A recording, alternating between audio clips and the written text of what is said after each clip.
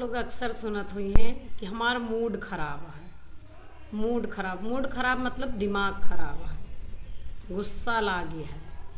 तो एक पति के मूड खराब हो के प्रभाव अलग होते हैं, एक पत्नी के मूड खराब हो के प्रभाव अलग होते हैं। जैसे पति के मूड खराब है तो समझ लें कि एक सामान्य बुखार है और केवल वही का प्रभावित करत है, वही का परेशान करत है। जैसे बुखार आवत है, गोली खाइला और शांत हो जाता है, उतर जाता है।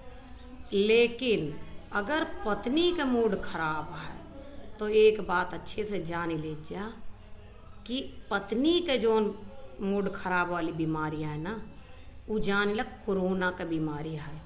और ओकरे संपर्क में चाहे जे आए, चाहे छोट चाहे बड़ा, चाहे लड़का चाहे बूढ़ चाहे सयान, सब प्रभावित हुई हैं, सब हताहत हुई हैं कोरोना की तरह।